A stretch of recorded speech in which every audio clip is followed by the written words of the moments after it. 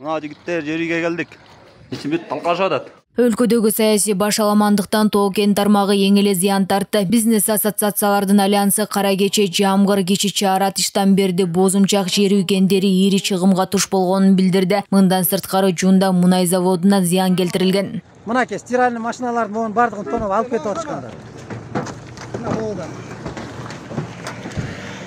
Биздин мүчөлөрүбүз жоготуулар $200 миллион чейин болду деп жатышат. 2-3 күн иштер толук токтогон, акча которуулар чектелген, импорт экспорт иштери токтогон. Биз жылдык статистиканы алып, эконометрика менен эсептедик. Ошондо жоготуу $8 миллиард сомдон ашык. Ошол күндөрү инвесторлор менен 23-24 келишимге кол коюлушу керек болчу. Ал ишке ашпай калды. Айрымдар 2-3 жыл сүйлөшүү жүргүзүп, келген инвесторлор баш тартканын айтышты. Мисалы Казакстандан 2, Кытайдан, Чыгыш Европадан, Туркиядан жана Орусиядан бирден инвестор кирмек экен. Жер үйгөнү зыянын $15 миллион чамалуу деп жатат. Бирок толук саналуу элек. Бишкек мэриясы шаардагы мүлктөрдү талкалоонун зыяны 16-17 миллион сом деп болжомдоодо. 10 чакты ишкананын терезелери сынды. Премьер-министр Садыр Жапаров 14 октябрда маалымат жыйынында бардык чет элден келген инвестициялар өлкөнүн кызыкчылыгына колдонулуш керектигин айткан. Өкмөт башчы ар дайым ачык кызматташууга даяр экенин билдирип, мындан ары инвесторлор үчүн эч кандай тоскоолдуктар болбой тургандыгын убада кылды. Маган келген инвестор мына сенин мамлекеттин бюджетине момунча пайда болот, моуну иштетем, мага мынча пайда болот деп прозрачно келсе, болду ошол сөзсүз түрдө ошол жерден жардам беребиз, кучагыбызды жайып тозуп алабыз. Эч кандай бир башка лишний бирөөнүн чөнтөгүнө же налоговыйга же болбосо жанагыдай башка таможенный же күч органдарына мындай пара берүү менен иштебейт. Только мамлекетке гана түшөт.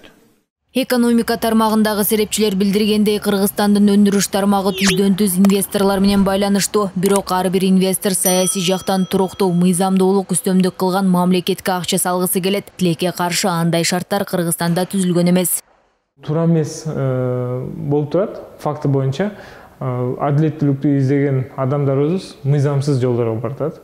Ошону биз тез арада токтотушубуз керек. Неге дегенде бир гана сырткы инвесторлар эмес, өз ара мамлекетибизге дагы ичиндеги коопсуздук маселеси дагы өтө коркунучта турат.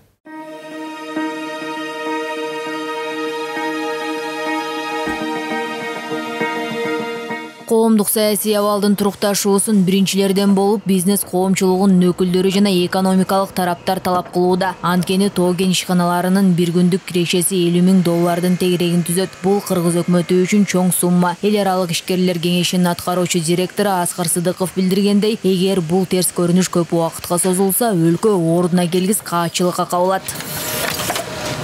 Кыйынчылыктар болушу мүмкүн. Мынакей көп бизнестер туруп калды, иштебей жатат.